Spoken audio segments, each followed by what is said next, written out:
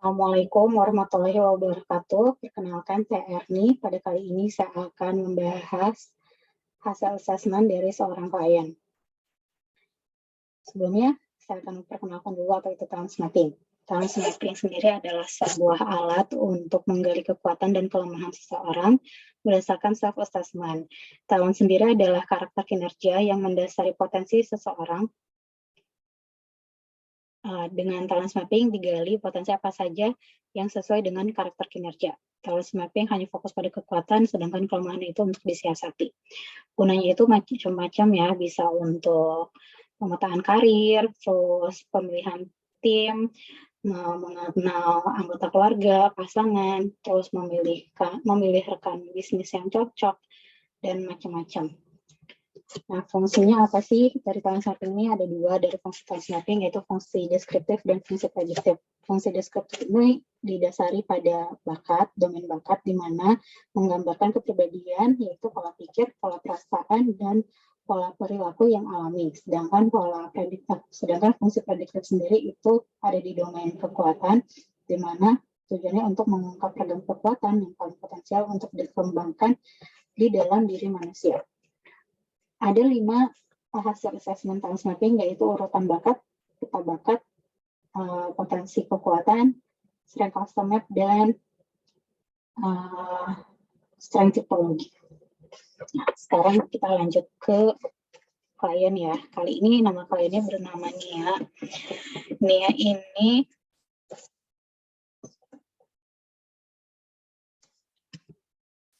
ini sekarang sudah jadi praktisi talent mapping. Sebelumnya itu dia bekerja di instansi pemerintah dan dinilai hasil kerjanya bagus ya, dan diakui mempunyai kelebihan yang tidak dimiliki oleh rekan sejawatnya, dan kemampuan komunikasinya bagus dan senang melakukan kegiatan edukasi ke masyarakat gitu. Tapi belakangan Nia sadar bahwa apa yang dia lakukan itu ternyata tidak, atau tupoksinya dia tidak sesuai dengan bakatnya. Entah mungkin dia merasa cepat lelah gitu ya, mengerjakan tanggung jawabnya, dan ada rencana beralih pekerjaan gitu, atau pensiun dini. Tapi takdirnya ternyata pensiunnya lebih dini lagi.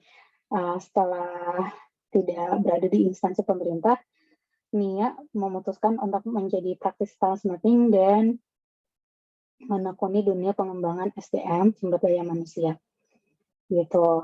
Nah, karena fokus di situ, jadinya perlu langkah juga, butuh proses juga agar hidupnya memang benar-benar produktif dan benar-benar karirnya itu yang sesuai. Nah, pertanyaannya, melalui bakat dan kekuatannya apa sih?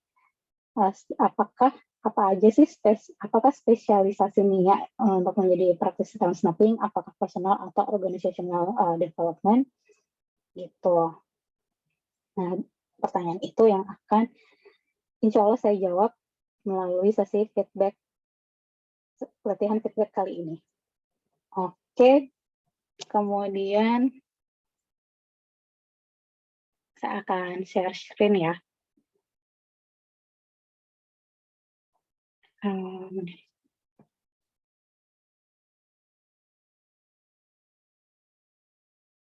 Oke, ini dia. Ini dia urutan bakat dari Nia. Kita lihat pertama itu ada input, learner, maximizer, connectedness, communication, ideation, developer, positivity, relator, significant, encoder, analytical, achiever, dan arranger.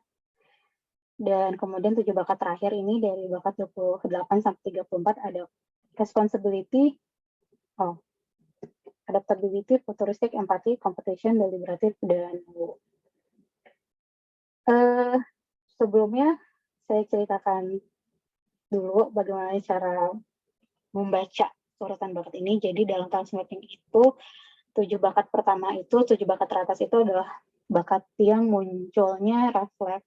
Kemudian 7 bakat selanjutnya, yaitu dari urutan 8 ke 14 itu tetap kuat, tapi hanya jadi pendukung, namun kemunculannya membutuhkan trigger. Sedangkan 7 bakat terakhir itu memang paling lemah. Oke, bisa dilihat di sini urutan bakatnya Nia. Sebelumnya saya mau menceritakan dulu. Saya kira Nia itu responsibility-nya tuh ada di 7 atau 14 pertama lah. Ternyata di sini, responsibility-nya justru di 7 terakhir ya. Agak-agak heran saya, karena dinilainya kan, bagus dan saya nilai Nia ini orang yang bertanggung jawab, tapi ternyata responsibility-nya justru lemah. Nah, mungkin menurut saya, eee, ah, dia dia bisa bagus di pekerjaannya, mungkin dia ada apa ya, mmm,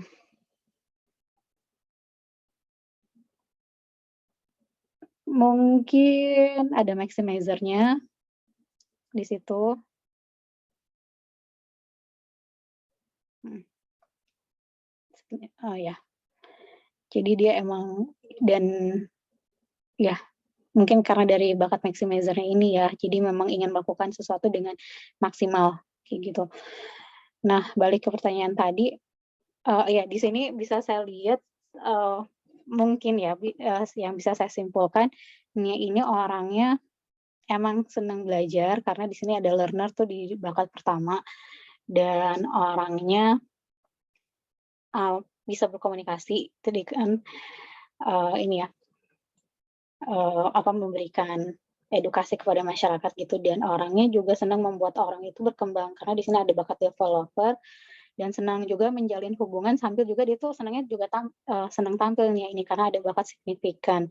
Jadi senang menjalin hubungan dengan orang, senang tampil juga, senang tampil dan kayaknya orangnya, ini ya, ramah sih kalau menurut saya di sini ada positivity, ada relator, ada includer, kayaknya memperhatikan orang-orang yang tersisih sih kalau menurut saya. Dan oh ya, kenapa tadi Nia, dianggap, bagus dalam pekerjaannya karena Nia sendiri orangnya achiever gitu. Jadi suka senang dengan target gitu. Dan di sini ada arranger, nah kalau udah ada tanda arranger di sini berarti orangnya tuh senang mengorganisasi, berarti senang berkelompok sebenarnya. Oke, itu dia. Namun sayangnya, dari 7 bakat terlemahnya responsibility-nya kurang, cuman itu bisa udah ditutupi dari bakat maximizer dan achiever-nya ya, gitu. Empatinya juga rendah, tulistiknya rendah, adaptability-nya rendah, mmm, deliberatifnya rendah, tapi nah deliberatifnya rendah, kehati-hatiannya kurang berarti ya, tapi mungkin ini bisa udah ditutupin sama positivity-nya. Jadi, selama itu dia bisa berpositif, eee, apa yang dia keluarkan itu positif output-nya, akhirnya orang-orang menganggap, kesalahan-kesalahannya ini ya udah, biasa aja karena emang orangnya sudah menyenangkan gitu ya. Oke, lanjut ke peta bakat. Di sini inilah peta bakat yang jadi dari 34 bakat yang tadi itu jika dipetakan itu terbagi menjadi 4, yaitu 4 pengelompokan ya, yaitu thinking, influencing, striving, dan relating. Kemudian, bulatan merah, kuning, abu-abu, hitam, dan putih ini menunjukkan tentang, kekuatannya.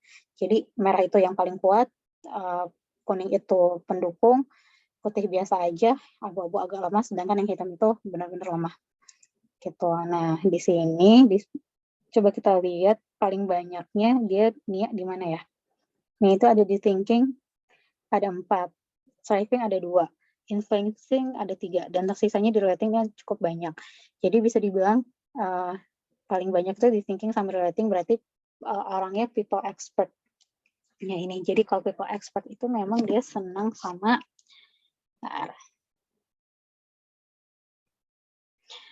pribadi yang cerdas dan senang mempelajari dan berhubungan dengan orang lain, menuntut penguasaan knowledge dan skill tentang manusia.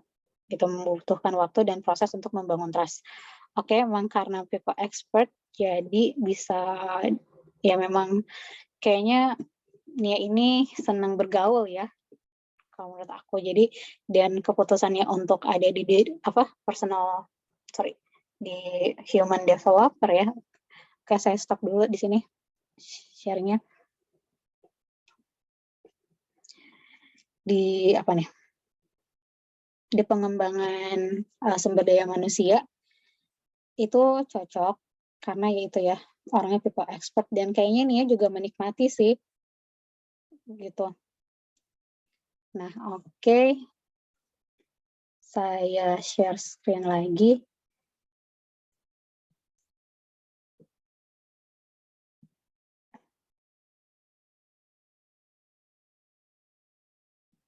Sekarang ke strength cluster map. Saya coba terangkan dulu apa itu strength cluster map. Jadi strength cluster map ini apa ya, kayak jadi bakat tadi itu diuraikan lagi gitu ya, ada potensi kekuatan dan tipe kekuatan kayak gitu. Nah di sini tuh, nah sini agak jelas ya. Di sini itu ada bulat apa ya, ada kotak-kotak yang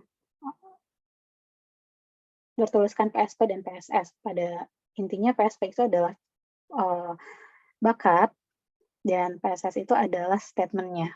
Jadi dari pertanyaan-pertanyaan yang ada di talent mapping ketika mengisi tes itu memang bisa dibedakan antara ini apakah ini statement atau memang ini bakat kayak gitu. Nah, warna merah, kuning, abu-abu, hitam, putih itu sama dengan yang kayak di peta bakat tadi ya artinya. Nah, oke. Nah, dan kita fokus yang PSP dan PSS-nya itu matching. Jadi ketika P-nya itu merah, potensinya itu merah, atau PSP-nya itu merah, sedangkan PSS-nya itu kuning, putih atau bahkan abu-abu hitam, itu berarti memang dia ada potensi yang belum termaksimalkan penggunaannya. Kalau misalnya statement-nya itu warnanya bagus, merah atau kuning, sedangkan potensialnya itu rendah, hitam atau abu. Nah, bisa jadi memang kliennya ini senang mengerjakan kegiatan tersebut, tapi memang bakatnya aja yang nggak ada. Tapi ketika dijalanin emang dia senang. Mungkin ada faktor-faktor lain yang membuat dia senang ya. Bisa jadi orang yang mengajaknya atau memang yang lain. Nah, oke. Kita fokus yang PSP sama PSS-nya nyambung ya. Di sini sebenarnya terpusatnya itu di ini ya, di bagian N. N ini kan networking atau apa ya, orang yang senang berhubungan dengan orang lain yang selevel kayak gitu. Di sini tuh Nia nggak ada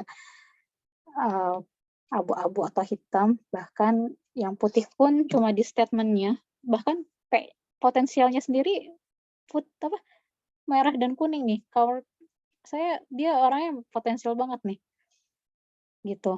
Untuk yang putih itu sebenarnya ya bisa di ini ya, bisa dikonfirmasi dan ya karena so-so ya mungkin bisa ditingkatin jadi kuning sih ya, bisa jadi. Jadi pada dasarnya cocok sih, presentasi, entertaining ya biasa aja, mengkorespondensi, komunikasinya juga bagus, representing, relating, guiding, motivasi, mendukung, memberikan saran, mengajari, dan memberikan pelatihan, itu Nia bagus sih, emang udah cocok sih ya, waktu masih bekerja di instansi pemerintahan itu juga bakat-bakatnya tersalurkan sih sebenarnya kalau menurut saya di sini. Maksudnya iya kan tadi kan senang mengedukasi kan ya. Nah terus di bawahnya juga ada yang matching nih antara PSP sama PSS-nya, yaitu di bagian E atau elementary. Di sini ada reporting, writing, interpreting, transcribing, dan translating. Jadi ini tuh emang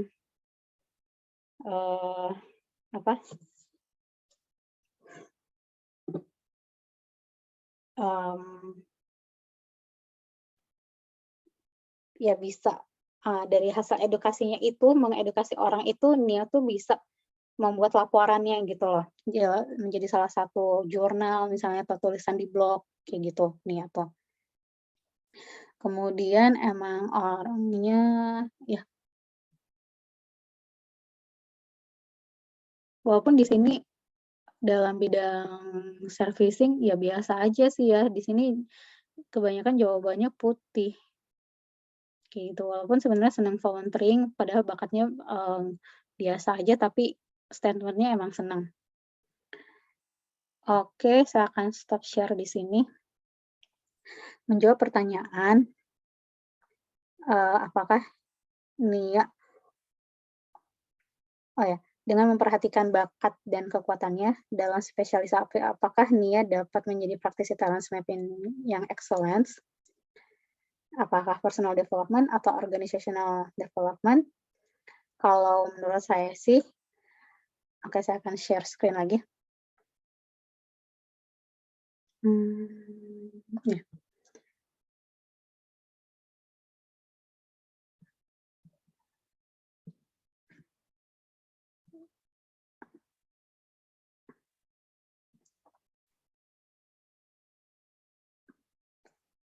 Kayaknya cocoknya di organizational ya, soalnya dia orangnya ya ada arranger ini kan senang fokus kekuatannya itu pada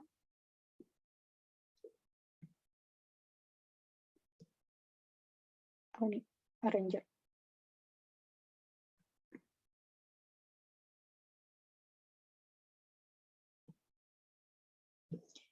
Pada menata sistem kerja. Jadi memang senangnya lebih cocoknya di organizational development.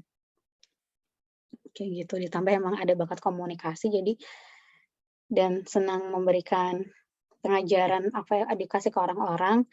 Tadi terkonfirmasi di ini ya, di SCM-nya di bagian ini kenapa kayak gini sih? Oke.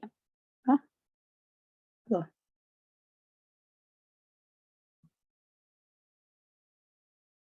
Oh, udah kebacakan ya.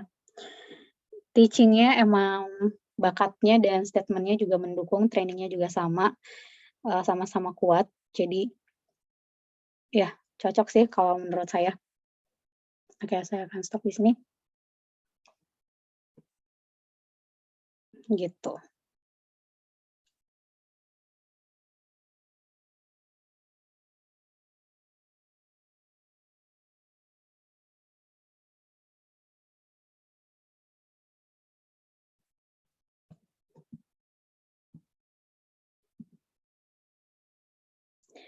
Itu sih kalau menurut saya emang cocoknya di organizational.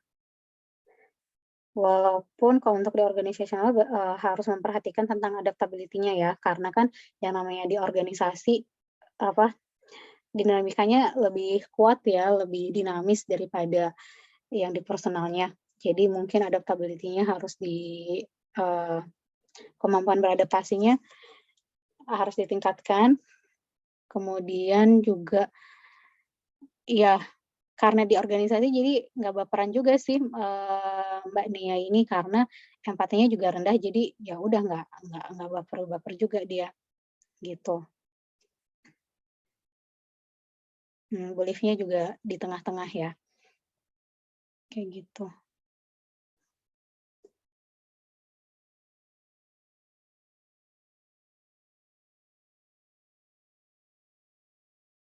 Nah, potensi kekuatan yang paling penting untuk Nia kembangkan untuk menjadi excellent itu potensi kekuatan ya.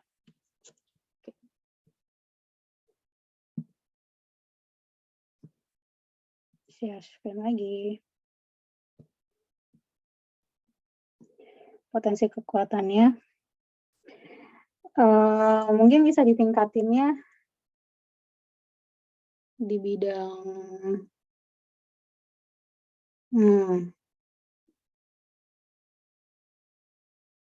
mungkin mentoring-nya ya, mentoring-nya. Karena kan untuk mengedukasi orang juga butuh mentor ya, ya sambil diarahkan gitu kan. Tapi ini karena statement-nya itu putih, jadi ya bisa diarahkan sih kalau menurut saya. Terus volunteering-nya juga mungkin tapi ini kan PSS-nya udah merah ya nggak apa-apa sih dilanjutkan aja, gitu.